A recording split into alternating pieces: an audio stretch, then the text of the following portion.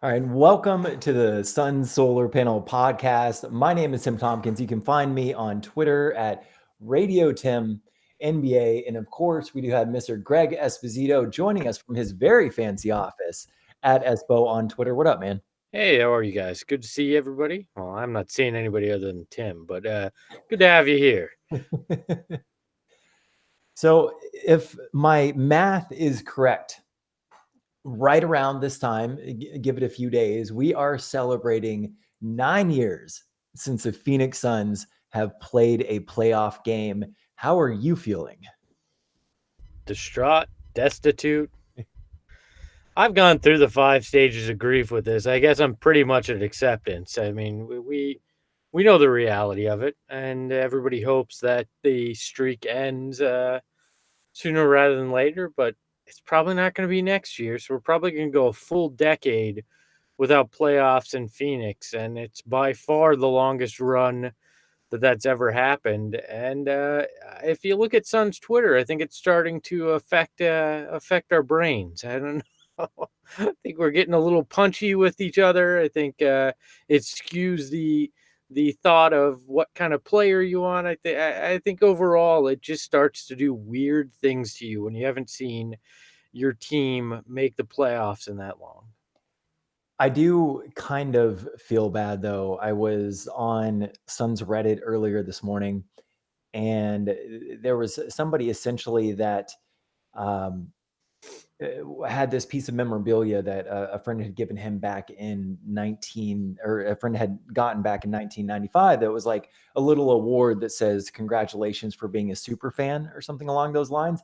Anyway, he gave it to this guy on Sun's Reddit because he was no longer a quote unquote super fan. And I think that years and years of losing, you start to deteriorate the fan base a little bit. And you've spoken to this before, Greg, but a lot of us are fans because of the nostalgia Mhm. that the team brings us, which means that you're going to have an entire new generation of people that are going to be fans of the Golden State Warriors, of the Miami Heat, of the Cavalier, whatever team it is that was successful in that time, and that this will affect the franchise fan base for years to come because there hasn't been nostalgia around this team in the last 10 But years. well, you've lost, and in particular in Phoenix, you've lost the fans to the Arizona Cardinals.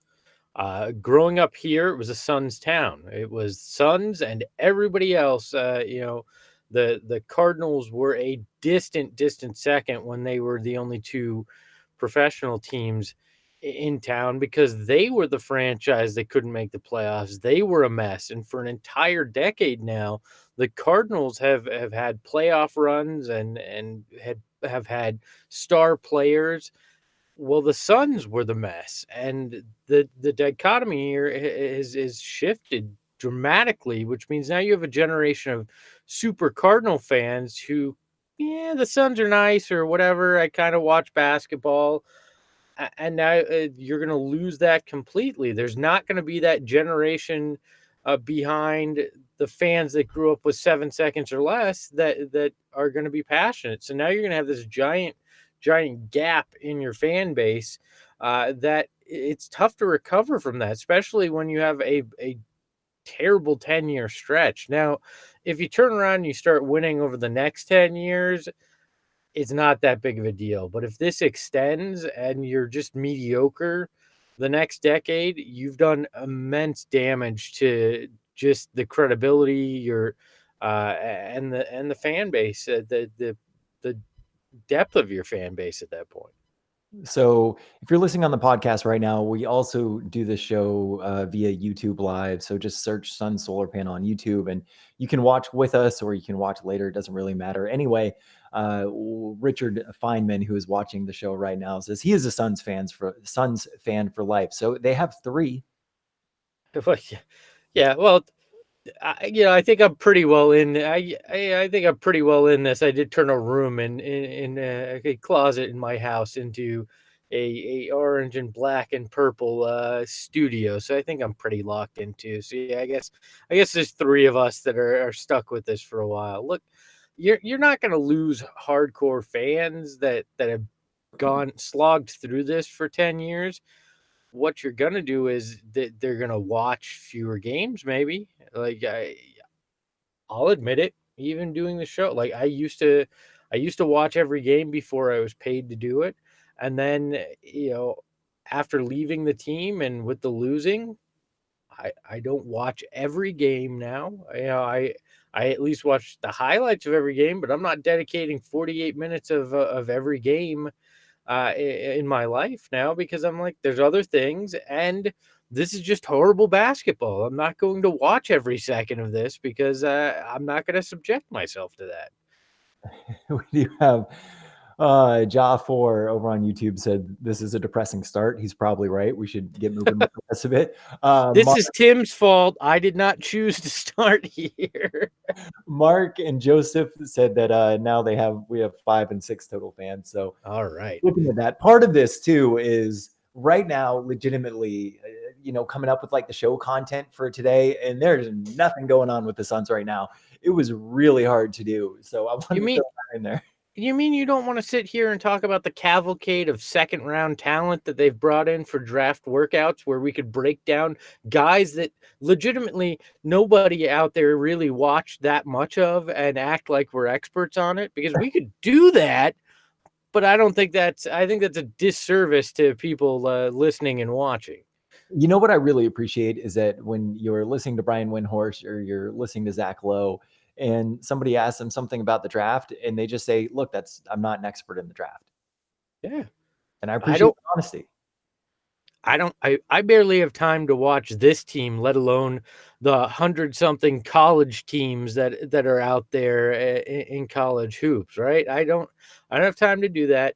I don't have time to lock myself in a room and watch footage till my eyes bleed of everybody that might potentially go in the top 15. There's other people that'll sit there and tell you they're experts doing that. So we're at least honest with it. I can give you general opinions on guys I've watched, a few minutes of on YouTube and have read about, but that's just as good as anybody else. You might as well put a name in a hat and pick it. And honestly, we've seen with the draft record around here that you're probably about as accurate at picking a guy by doing that as watching every second of each of them as well, because it's a crapshoot. Nobody knows how a guy's gonna wind up playing in the NBA or how it's going to project. So anybody that tells you they are is probably lying to you. Well, that's the one thing is you can't project work ethic. You Or can't maybe we project. can, but like we sure as shit can't. So, like we don't know these guys. I do want to point out. So Ryan Cross on YouTube right now says that he's really excited for Summer League, which I think is a good segue because you and I, as well as Dave, who by the way isn't here today, but hopefully he'll be on Wednesday's episode. We're all going to be out in Vegas for Summer League. I know that the guys from Fanning the Flames, um, they're going to be out there as well. I think that we should organize the first Saturday night some sort of Suns fans, get together somewhere after Summer League on Saturday night. Well, first off, Dave is in Albuquerque. I'm pretty sure to meet Heisenberg. Just take that as you will. If you get the reference, good on you. And then, yeah, I'm all for a little Vegas debauchery with Suns fans. Basically, it'll just turn into a group therapy session where we all want to cry while having a beer in some pretty lame sports bar on the Vegas Strip. But I'm all for it. So let's do it, right? Yeah. So as we get closer, we're going to start putting out details of some sort of Suns get together on the first Saturday night in Vegas of Summer League. If you want to join, just hit us up on Twitter. So pretty exciting, I think, or at least something to talk about. Gambo has reported that there is mutual interest between the Suns and Julius Randle. Julius Randle, 24 years old in 73 games last season, 49 starts. He set a new career high with 21 and a half points per game, almost 9 rebounds, 3 assists. Is he the answer possibly at power forward? Probably not.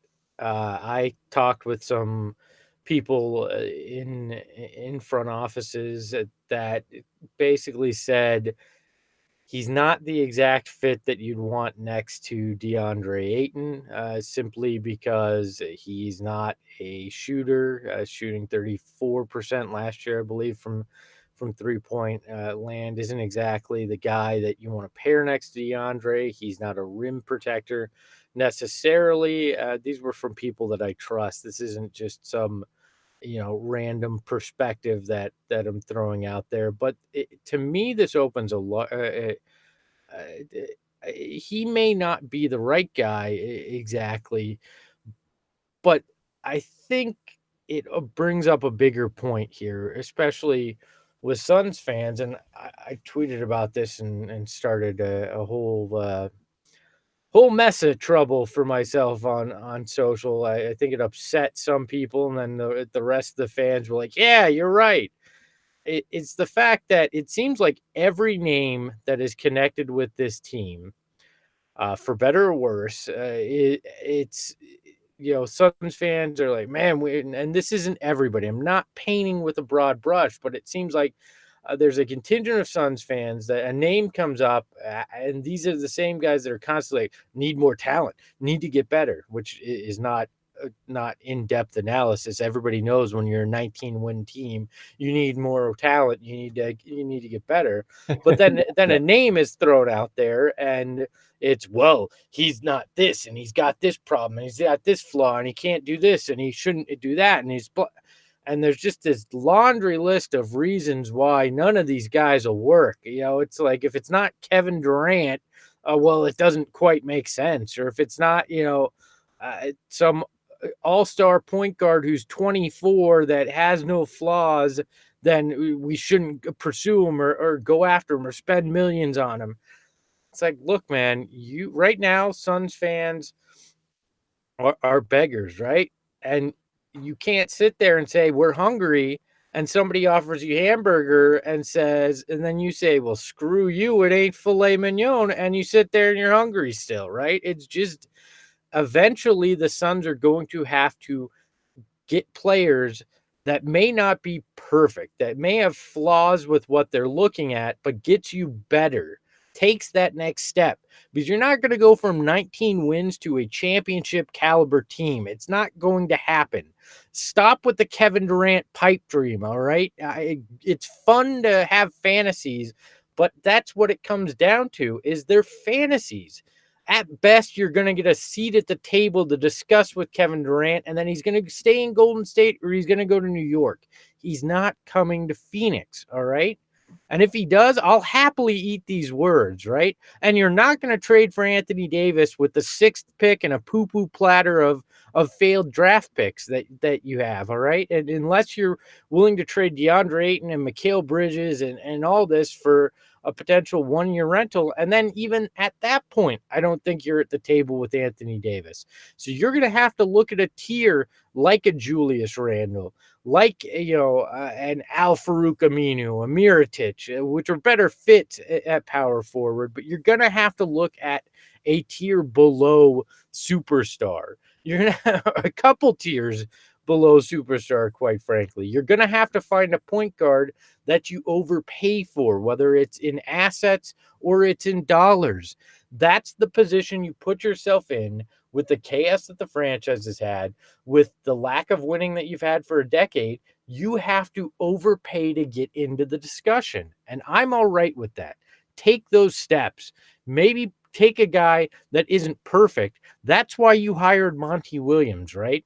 If Monty Williams can't get more out of a 24-year-old player who's got talent and can't stretch what DeAndre Ayton is and make him a better rim protector, make him more of the shooter, or find a guy like a Julius Randle, and not necessarily him, but a young guy with talent like that may not check all the boxes, but that you can coach to eventually check those boxes. If Monty Williams can't do that, then you've just spent a lot of money for 5 years for a guy that isn't cutting doing his job, because that's why you hire great coaches, to get more out of guys that may not be perfect right now, but can become and grow into the guys that you need the most. Well, that's so. The name's escaping me. Not Alfred Camino, but he played for the Knicks this last season. Power forward. There was a bunch And of discussion. not Cantor. Cantor was the center, but Oh, I'm blanking on his name. So I'm gonna look it up right now and blank on his name too. Anyway, Justin from Fanning of the Flames, Noah Vonleh, that's who it is. Noah Vonleh Yeah. is about to join us, by the way, if you're watching on YouTube right now. So there was a bunch of discussion about Noah Vonleh and whether or not he could be a good fit, but there just simply is a point in which you are not going to get these star 23, 24-year-old players. Julius Randle has his flaws. Most players in the NBA have his flaws, but what were the Suns really bad at last season? Everything. Everything, but particularly, what were they terrible at? Defense and rebounding, they weren't Rebounding, particularly good right? at. And Rebounding in particular. They're a terrible offensive rebounding team. They were a terrible defensive rebounding team. A lot of that was their fault because they were playing essentially two small guys, at small forward and power forward. And the thing about rebounding is if, 9 times out of 10, if you look at who wins the game, it's because that team out rebounded the other team. Julius Randle is a very good offensive rebounder. He averages a little over 2 a game. He's a very good defensive rebounder. He's not a rim protector. To your point, though, he does shoot 34% from three. He can space the floor just a little bit. If you're looking at Mirotic, for example, he's not a rim protector. no, but he can Or space the floor. right, then there's other guys you can get that are rim protectors, but are going to clog up the paint. Look, you tell me a power forward who's a great rim protector that the Suns can get that can also nail it from three. Like who the fuck are we talking about? Name Well, Ibaka, maybe? but if you have that guy, you're not letting him go. That's the thing to me. Like, yeah, I'd love to find a unicorn that fits every checks every box and that you can get for $8 million, but it's not going to happen. So stop living in a pipe dream and accept that you're going to have to get a guy with flaws. To me, I wonder, what is Monty Williams' plan with DeAndre Ayton? That could change a lot of what you need at power forward. Or maybe this regime isn't as hard set on that DeAndre Ayton is a center. Maybe they think he's a power forward at some point, depending on what they want to do with him. That then skews the way you go after people as well. If Monty Williams feels he can turn DeAndre Ayton into a rim protector, he can tap into that potential, then maybe they don't think that's as important with the signing here. Or if they're going to take the cuffs off of what DeAndre Ayton does and stretch his range, because in college he shot, he shot the jumper, he shot some threes. If they stretch that range into the NBA three range, maybe they feel like you don't need a guy that can space the floor as much. There's a lot of questions as to what they think they are going to do with DeAndre Ayton that skews what you're going to do with a power forward. So there's all sorts of questions, and I just get frustrated when people act like they know exactly what is going to happen and exactly why it should happen, and inflexible about it. Like, I'm not saying jump at every name that's mentioned, but take a breath, right? Julius Randle, the fact that a 24-year-old who averaged 20 plus points, 8 plus rebounds, is interested in coming to Phoenix should be something that we're actually excited about, from the pure fact that none of those guys have wanted to come to Phoenix for the last decade. So why not at least take a breath and go, hey, that's actually kind of nice, because we're talking about a guy with talent rather than turning straight to the flaws. Like, it's just nuts to me. You know what's funny is last season I actually wondered why the Suns didn't make a harder play or a play at all at Julius Randle and instead, signed Trevor Ariza the second the clock struck midnight. Because I thought he would have been a really good fit on the team. He does have flaws. He can also play the backup five.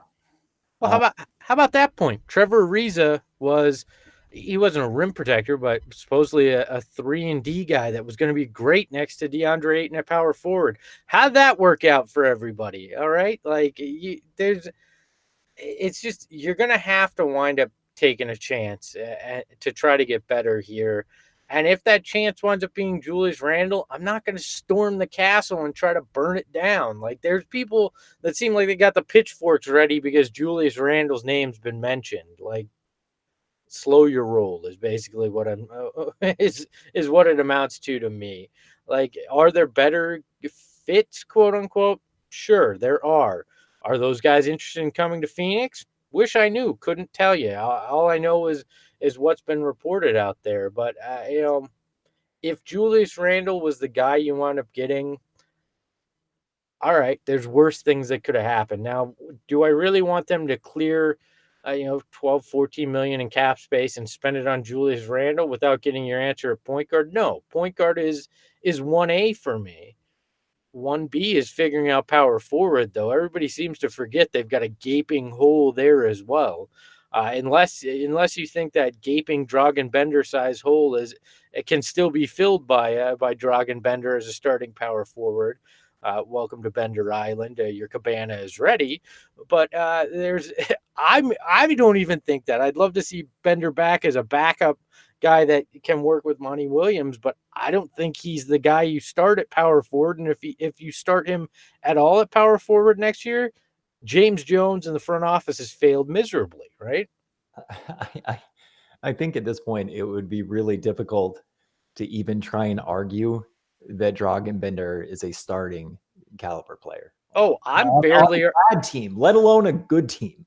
I'm barely willing to argue that he is a rotation player for an NBA team. I'm just saying, give him the end roster spot, see if you can tap into that potential that made everybody think he was a lottery pick. But that's the thing. The reality is that's who they started at power forward for part of the season.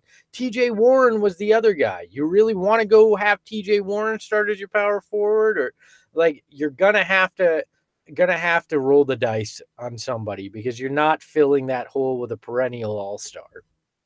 So I do want to take a minute to thank a listener for supporting the show. And if you're watching right now on YouTube or you're listening on the podcast version of this and you want to support the Sun Solar Panel podcast, you can do so. It's really easy. There's a support the show button within the show notes, within the description below.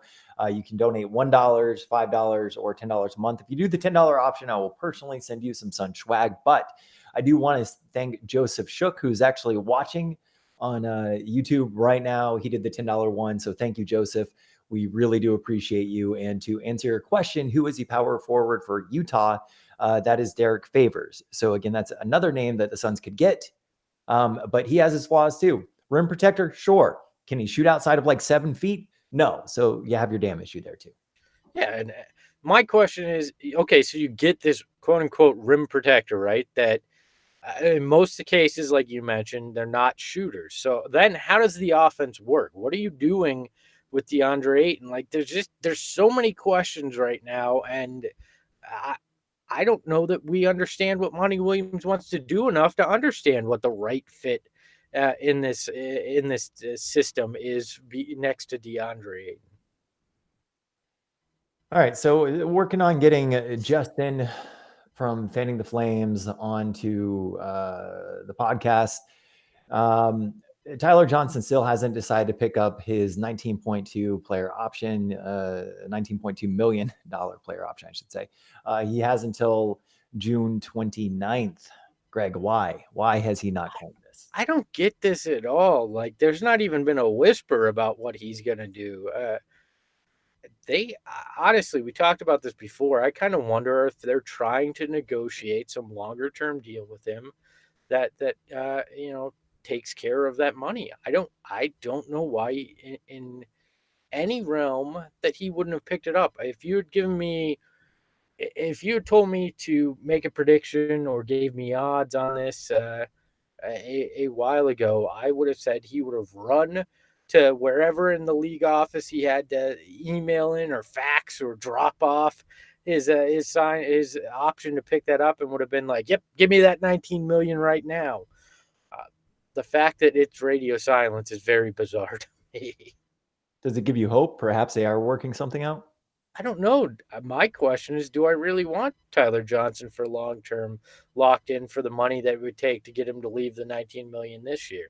Do they need that cap space that bad, and are they that sure that they can't use Tyler Johnson in a trade to clear that cap space? Like, you're mortgaging part of your future for Leaf right now in the present, and that's not always the smartest thing to do, like in financially or in a basketball sense. So if you believe Tyler Johnson is a true part of this future, the core of the next mediocre Suns team to be an eighth seed in the playoffs.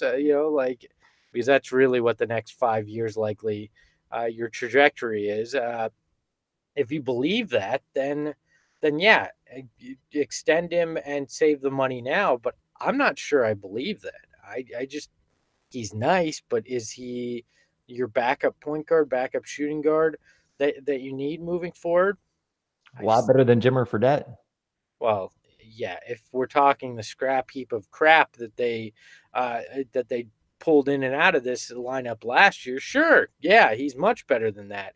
But if we're talking about building a sustainable roster and a quote unquote championship culture, like they've talked about from both the locker room and a roster standpoint, I don't know. I don't know that you want to lock your future to him to save the money. I like Tyler Johnson. I don't like him at 19 million, but I think he's a very valuable player. I think that he has a winning pedigree. I think he's great defensively. I think he's a great combo guard. Yeah, but do you like him at 5 years, 40 million? 5 years, 50 million, like we were talking about. About what you're paying a backup point guard. But that's my question, though. Are you willing to commit right now 4 or 5 years to Tyler Johnson and latch yourself to that without fully knowing what you're building? I don't know. I like him, and I think there certainly are things, but that's what we're dealing with here is okay, you can get that instant relief now if you negotiate with him, but you're saying, yes, we want you for 4 or 5 years. Now, he's a lot easier to trade, if a year from now you go, hey, are you interested in Tyler Johnson with 3 years and 10 million a year left on the deal? A lot easier than 1 year and 19 million, but not a lot easier, but at least, not as hard as to trade as a $19 million contract, but it's a long term decision that you're making rather than a short term play that you're making with that 19 million. I don't know is my answer, and I know that's like the worst thing you can say when you're hosting a show, but I genuinely don't know if Tyler Johnson is worth tying 4 or 5 years to it just to save the money this year because I believe that you can find somebody that'd be willing to take on that salary because they know it's expiring. Somebody that may want to get in. But the other question is, if you're clearing that cap space, what are you clearing it for? Is there somebody worth spending good money on that it's going to take to either trade Tyler Johnson or shuffle the deck to clear that space for you? So Justin from Fanning the Flames at So Says Jay, he's joining us right now. He's still working on turning on that camera. How many other backup point guards over Tyler Johnson in the league right now would you rather have? Obviously, the name that comes to mind because of where we're at would probably be Fred VanVleet. But I mean, realistically, Fred VanVleet, Malcolm Brogdon, Spencer Dinwiddie, those are just off the top of my head, 3 backup point guards that I'd rather have, and I'd have them as my starting point guards if I acquired them. But like that's you're right though. He's and he's a combo. It's not just your backup point guard. He could be your backup shooting guard. He offers a lot. It's just it's what does this future look like? And I don't know enough about what James Jones is trying to accomplish or what Monty Williams wants to do to answer that question right now. And I don't think anybody does. That's the thing. None of us really know what James Jones is thinking in this. We're going to know a lot more in the next 5 weeks because we're going to see what he thinks in the draft. We're going to see what those first moves he makes via trade or free agency are. And this puzzle is going to start to come together a lot more at that point. So something we've talked about before, but Drew on YouTube right now, he says that I think one of our priorities should be re-signing Oubre. When we had our best starting 5, which included him, we had a winning record of 9-7. That is true. Kelly Oubre, Ayton, and Booker were one of 2 lineups that was a net positive per 100 possessions last season off the top of my head. I think it was they were a positive 1 point in that time, which isn't great, but still a positive lineup. And then the only other 3-man lineup that was a positive was Devin Booker, Mikal Bridges, and DeAndre Ayton. So I think that we all agree the priority is re-signing Oubre, and it does seem like there's a lot of love back on that side. You had Ayton, which just posted a picture on Instagram not too long ago of him and Oubre. So Yeah, we've talked about this though. What's the price? If it's 20 million, which any team would be insane to offer Kelly Oubre 20 million, but I mean if there's a point where that price creeps a little too high, 16, 17, you get in that range. Is Kelly Oubre worth that? Because again, this is about the long term. For next year, yes, I would love Kelly Oubre back and wouldn't care what the price is because uh, he makes you better tomorrow. But in the next 4 or 5 years, committing to him long term and at dollar numbers, you have to look at some point you're going to have to re-sign DeAndre Ayton to a large contract. How you have to start playing that puzzle of that financial puzzle of how do we make this work moving forward for the cap space and build a true winner here. So there's moving parts. Yes, Kelly Oubre in a vacuum is a guy you want back, no brainer, based on what he was able to do, what he meant to that locker room. But when you take a step out 1, 2 rings outside and you go, okay, looking at those other factors, it's going to depend on that dollar amount and what it is. Uh, I wonder is this going to be one of those the Suns are going to say, look, this is what we're going to pay you. Sit there, wait. We're going to do this in a certain order so we can get the cap space lined up, and they're going to agree to that? Or is he going to go sign an offer sheet with somebody else and force the Suns to have to match that? I don't know. It's going to be an interesting little dance that we're going to have to watch there as well. Justin, you there? I believe so. Can you hear me? I can hear you. Can't see you, but I can hear you. Your thoughts? I have. Oubre. By I the have way, no idea. thanks for joining us 40 minutes later. We appreciate you. Hey, better late than never, It's right? better than Dave King, who didn't show up at all. So thanks, Justin. Baby steps. If I'm just a little bit ahead of Dave, even for just this morning, I'll consider it a win. At, Even though I'll consider my inability to figure out how a camera on my computer that I use on a daily basis works a complete and utter loss. I think it's the camera button. You know, you know what, Tim? Thank you. Sorry, I did it. It didn't work. Just so you know, Justin, we were talking about Summer League earlier, and we offered you and Paul up for a Phoenix Suns get-together on the first Saturday night of Summer League. So now you guys are helping us plan it, and you're going to be there. I hope you don't mind. That sounds fantastic. We did something similar to that last year when we were there for Summer League, and it was a blast. A lot of people showed up. I would say we probably had 20 to 30 or so Suns fans show up. It was very conveniently located at the hotel that Paul and I were staying at the time, so it was wonderful. But it was a good time, and there were, you know what, for a team that has been suffering for the past decade or so, the fans don't travel too poorly. But I guess it probably helps when you're going to Las Vegas too. It never makes anything much more difficult that way. We also offered up that you'd pay for everybody's hotel and drinks at this event, so just so you're aware of that as well. Well, I'll start saving up right now then, I guess. Or I'll just pass that buck over to Paul because I'm sure he's even more of a gracious host than myself. So I think that he would be willing to hop on with that. In fact, I'll even say right now, I'm 99% sure Paul will go ahead and foot that bill, and his wife will totally be fine with it. Everybody's staying at the Excalibur. $33 a night, my friends. Enjoy. So the one thing I think part of the reason why Suns fans travel so well when it comes to Summer League is because you basically get to see the Suns starting lineup. Yeah. Well, not this year. There's no way DeAndre Ayton's playing in this Summer League this year, right? Not a chance. The last couple of years, it's been like, oh, I'm actually watching the Suns right now. I thought Josh Jackson might actually wind up playing some minutes in Summer League, and then we find out he's in a soft cast yesterday. So I guess that's not going to happen. Which is always great for trade value as well. Hey, this guy just got arrested, and now he's in a soft cast. Can we interest you in him? Paul and I were talking about that actually too. Whether DeAndre would play in Summer League. pull maybe like a Booker when Booker came in. I think that was his second year and played a game or 2 games or something like that.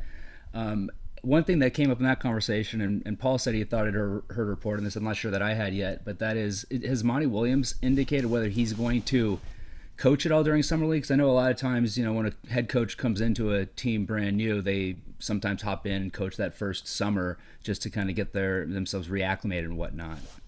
I have not heard if Monty Williams is or isn't going to coach, but I thought the same thing, that you would see DeAndre Ayton play at least a game if Monty Williams is the one that's going to be coaching the group, because that's invaluable. That's time that he gets with his new head coach and gets to work on the system, just the practice time, not even playing in a game.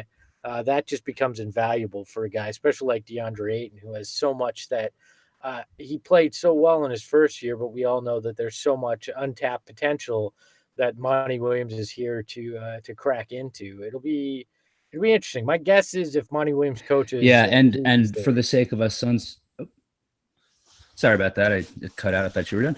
I was going to say, for the sake of us Suns fans that are going to be traveling to go to summer league, I hope Monty Williams coaches. So I hope then that DeAndre Ayton plays, and I hope as many people play as limited as they can, without risking anything, so we can have an opportunity to see them showcase themselves a little bit before the regular season comes rolling around. Yeah, my guess is we'll probably get to see at least a few games of Mikal Bridges out there, which will be good. I'm interested to see what Monty Williams can do with him, in particular on the offensive end, and what they do there. To be frank, I'm not very excited about watching whoever the number 6 pick is, and I'm hopefully pleasantly surprised. But just after years of, hey, we got the 4th pick, the 1st pick, I just 6 in a weak draft just does not get my juices flowing. Yeah, it is a little difficult to get excited about that, especially considering the fact that we're coming off of a lottery where we fell a few spots, and we've seen, like you said, Espo, year after year going into summer league going, all right, we got this guy. All right, we got this guy. Now it's kind of like, okay, how much more can we get excited about rookies that we're getting, especially, like you said, also weak draft. I want to see what we've got out there, and, hopefully see some of the guys that are going to be keys to the future play some games out there in Vegas while we enjoy the other fun enticements of Sin City. Bridges, you guys think he's going to be playing? Yeah, we were just talking about that. I think that we'll at least see a handful of games out of Bridges. He's a guy that you can justify. Yes, he still needs to work on his game a little bit. He played a lot of minutes, but there's a benefit to him being out there, especially as we mentioned, if Monty Williams is coaching in summer league. There's certainly a good argument to be made why Mikal Bridges should be playing out there. I'll be interested. What do you guys think? What do you think the percentage chance is that Dragan Bender is on someone's summer league roster this year? Ooh. I think it's 75%. I think he's certainly going to wind up having to prove himself in summer league. Is he eligible? I'm not sure he's eligible. I think because he's a free agent, he can decide to play. It's true. Assuming he's eligible, I'm going to Price is Right you, Espo, and say that I say there's a 76% chance. Because I think if a team's going to pick him up, they're going to want to give him that opportunity to play in summer league, because obviously the level at which he plays is a level that still needs improvement. And if he, again, is eligible, I would see a team wanting to see what he can do, what improvements he's made in the offseason, and giving him every opportunity that he can to work on his game. Because, as hard as it is to say it, you continue to see those flashes, and whether it's somehow in a Suns uniform or elsewhere, you still think, as a fan and as a guy that's watched him for as long as all of us have, that maybe that's going to come together at some point. And if a team is expecting or hoping that that's going to happen, it's going to require him to have every opportunity he can get to put that all together, including playing in the summer league if necessary. Look, let's not lie. We all know that Greg Popovich is going to get his hands on Dragan Bender. That 3-point shot's going to start to fall. And all of a sudden, we're all going to be like, oh, So that's the real Dragan Bender. Great. Have fun, Pop. Like that's the reality of how this is going to go, right? Why you got to ruin my Saturday morning? Well, because if I'm thinking it, you all have to be on this pity train too. Fair point. All right. So the Suns bringing in a lot of second round prospects over the last couple of days. All of these guys, I've never even heard their names, so that's cool. I've heard the schools they've gone to, though, so that's a win. But what I did want to talk about is multiple prospects have been complimenting Monty. This is a report from Kellen Olson. One even saying that he'd wish he'd brought a notebook to write down everything Monty was saying. There were some other comments that Monty had too, where he was saying, look, we just tried to have the workouts be what we would appreciate if we were players. And I think that so far, this is really giving me more confidence in him as a coach. Okay. I love Kellen, but to me, this report is, okay, so a bunch of 19-year-old kids liked Monty Williams. If they came in and the 19-year-old kids were like, Monty Williams sucked at running this practice, like, what do we expect these kids to say, A, and B, yes, that's what Monty Williams is supposed to do, is be a good coach. Like, I don't get why this was like some revelation, some breath of fresh air that he ran a workout and the 19-year-old kids who are hoping that this team pays them millions said nice things about him. Like, okay, great. Like, I don't know. It just did not resonate to me as some big deal. Like, it felt like something, that the team, a storyline the team was trying to get out there, but meant nothing to me in the larger picture of things. Like, okay, nice that they said it. If they had said the opposite, that would have been a total and utter disaster, but really great. No big deal to me. Maybe I'm an ass. Maybe that's the problem, but I'm going to take a bit of a more optimistic outlook on it and say, thank you. At least these kids weren't saying Monty Williams sucks and he's going to be an absolute failure. Not that they would, but as Suns fans, we have to take the positives when we can get them. Now, what I will say that maybe is not as optimistic, and maybe it's a bit of a tangent, but hey, that happens, is the first few times I've heard Monty Williams speak, be interviewed, what have you, I had this weird feeling in my gut that he reminded me of somebody, and that somebody was Earl Watson, in terms of like just the inspirational kind of push that he gives with his messages he sends across. And like I said, that might be a little less positive, but here comes the spin of the optimism. But there's a different feel to Monty Williams. Like, he's saying it, and it's not just all this kind of bluster, like, hey, we're going to love each other and do yoga together and whatnot. There's substance behind what he's doing. And I think that's why when you hear something like these 19-year-old kids coming out and saying, yeah, he's doing this incredibly well, he's running these practices well, he's doing a great job, that is more positive than perhaps what you would, than Espo's take. I take it as more positive than Espo's take because there seems to be, again, substance behind the whole inspirational, motivational type thing that, Watson kind of had on the surface, but obviously didn't have in substance since he did nothing with the players in terms of motivating them. I feel like Monty Williams he has that same motivational intent, but he's actually getting through with it, and he's actually succeeding in it, at least based on the small sample size that we have. And hopefully that just continues to grow and shows results with the roster and the team and the record this season and the seasons to come. I wish did you guys watch the Pee Wee Herman show when you were kids, and the word of the day, the secret word was said, and they all went, "Wah!" and cannon shut off. Anytime somebody says small sample size on the show, I wish we had that effect. But I agree. I agree with you. I had a similar thought in terms of Monty Williams and being the fully realized version of Earl Watson that we always wanted. Somebody that has that. You never wanted that. No, we did. We wanted a guy that could be motivational, could coach, could connect with players. Like that's what you want, right?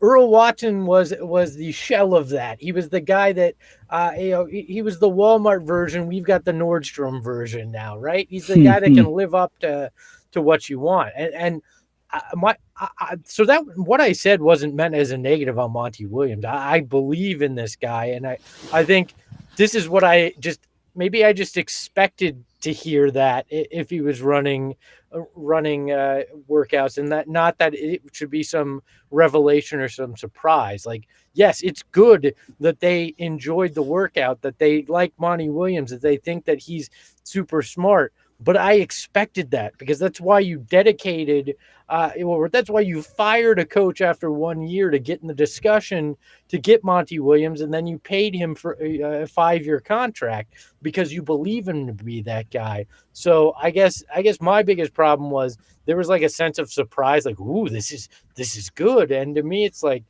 this is what we all should have expected. Like, are we, has our standards been lowered that much that what a coach has said, yes, he's doing his job, people are like, oh my God, finally, we have a coach that can do his job. Like, yes, Greg, they've been lowered.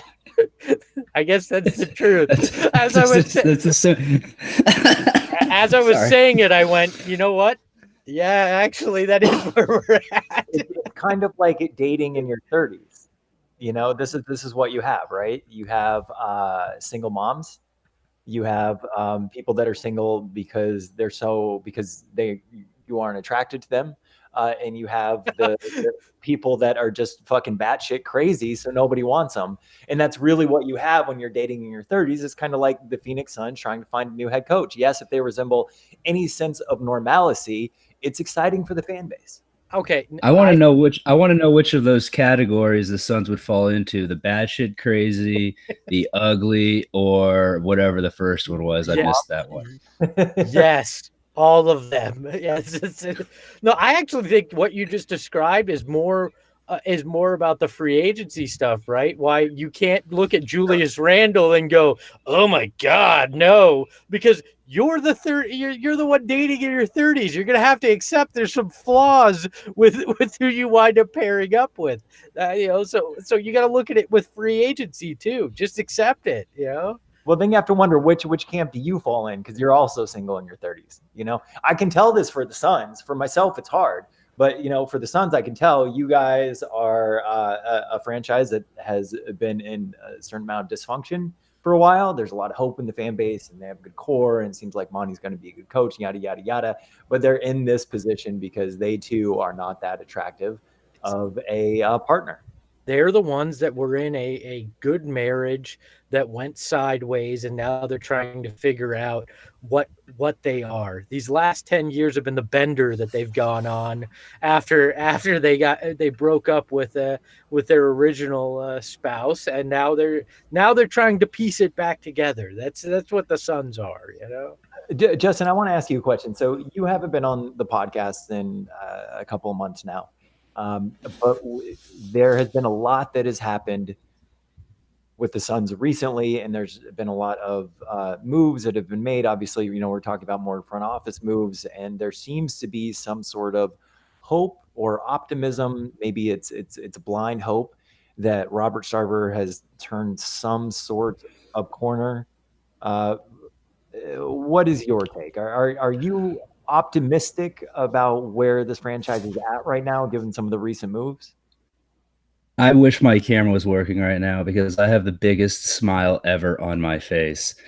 Because as many people know, I am the president of the Robert Sarver fan club here in Arizona. I might be the only person that not only tolerates him, but likes him. Does he have his faults? Yes. But I do believe that I think it's been years that he's been trying to improve them. He's moved himself away from center court. He's no longer that rah, look at me, I'm at center court every game being an obnoxious ass owner like I would be if I owned a basketball team. He's moved himself off to this side. On top of that, he is, I believe, slowly but surely started working his way out of the day-to-day operations of the team. I mean, we used to hear a lot of different stories about how he meddled people would call him cheap. He wasn't about winning. He's about the bottom line, all that kind of stuff. I feel like those stories, especially about the meddling, have kind of become less and less consistent throughout the past few years. Now, of course, I say that, and he fired a head coach like 3 games into a season, fired a GM 8 days before. But let's put those two small guys aside. But back to your original point, yeah, I do feel like this is, showing a growth in Robert Sarver. When you have a situation come up like you did with Monty Williams in particular, where he says that, he went to Colangelo and Colangelo told him that, he should go and work for Robert Sarver, where Sarver went to Colangelo and talked to him about the situation. That seems to me like a couple of things that if we were talking about 4 or 5 years ago, those would not have occurred. You didn't have a Robert Sarver back then who I think would go to a Jerry Colangelo and ask for input, ask for advice.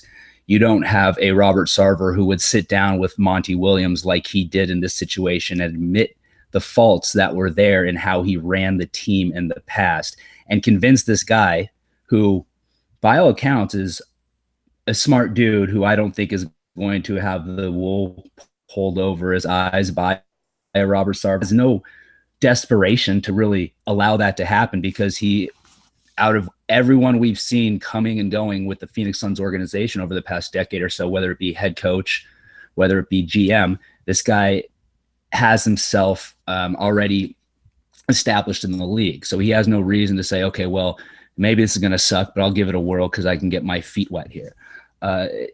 That's the type of thing that I don't think would have happened 5-6 years ago under the Robert Sarver that existed at that time. So when you take the totality of the circumstances and put them all together, I think there's no other conclusion you can reach besides the fact that Robert Sarver is slowly but surely learning what it takes to be an owner in the NBA. And maybe much to his relief, he's realizing it doesn't take as much as it takes to become successful like he did through his other industries, because he can sit back and let people that know what the hell they're doing handle the situation a lot more so than they could, when he was going through his banking or real estate investment or what have you. Oh, Justin. There are plenty of other conclusions. I love your optimism and wish I could take a hit of that stuff. Like that sounds spectacular. I think there are a couple other conclusions. We may be in a honeymoon phase here, and we've kind of seen, Robert Sarver go through this. Go back and look at the beginning of the Ryan McDonough tenure, and we heard a lot of the same things. He's going to be different with Jeff Hornacek. He has respect for Ryan McDonough. He's given assurances that he's going to stay out of things. We've heard the song and dance before. So we could be in a honeymoon phase where this all changes the first time that they lose, right? The first time that they lose a few games in a row, all of a sudden that shifts back. The other thing, and I threw this out there last week, and I'm probably being vastly irresponsible by throwing it out there again, but I wonder, has the league intervened at all here? Jeff Bauer winds up here. We've heard nothing from him whatsoever. He's been in the shadows, but he's randomly here. Wasn't really a celebrated hire. And then you wind up getting Jerry Colangelo out of the blue, being heavily involved in hiring or helping get the new head coach of the Phoenix Suns to be hired, a guy that the league handpicked when they circumvented the Philadelphia ownership in hopes of trying to turn around what was going on there. When he had that with I think it was the Ramona Shelburne report or whoever it was at ESPN earlier this year about how dysfunctional the Suns front office was and ownership and how worried the league was with things, it makes me wonder, is something more going on here? Because the sum of the parts, just something seems off with everything that's going on. Could be totally wrong. I hope I am. I hope Robert Sarver's a changed man, because I've always said he's like your crazy uncle. I didn't dislike many of the times I interacted with him. I actually found it humorous, for numerous reasons. But it's just some of the actions that we've seen. I hope he's a changed man. I hope this narrative of him and all these things disappears over the next 20 years, and we see the same kind of success that the Suns saw under Colangelo, and this is a forgotten piece of the time. But something just doesn't add up right now for me. And on that note, we do need to end the podcast because I only want to do so much editing. Also, I do have somewhere to be. So, Justin from the Fanning the Flames podcast, thank you so much for joining us. You can find him on Twitter at So Says Jay. You can find Fanning the Flames anywhere that you do listen to podcasts. Maybe. I believe so. And we will see you out at Summer League, even though you don't want to stay in the same hotel room as me and Espo. Well, you know, Smart move. I have no response to that. I'm just gonna let that one linger out there. I heard Paul sleeps naked. I heard Espo sleeps naked. I thought this could be an Instagram worthy moment. Have you watched Arrested Development? I'm a never nude. All right, there's always jean shorts on. Jean shorts does not surprise me, my friend. It just got better, actually. Oh my goodness. I'm Tobias, so enjoy that. So if you guys do want to support the Sun Solar Panel, you can open up the show notes, the description below, hit the support the show button. $1 a month really does go a long way. Thank you so much for joining us today. And again, we are doing these YouTube lives every single Wednesday at 7 p.m. We're doing a short episode. If you want to join us, it's about 10, 15 minutes or so. We'd love to have you. Until then, we will talk to you guys on Wednesday.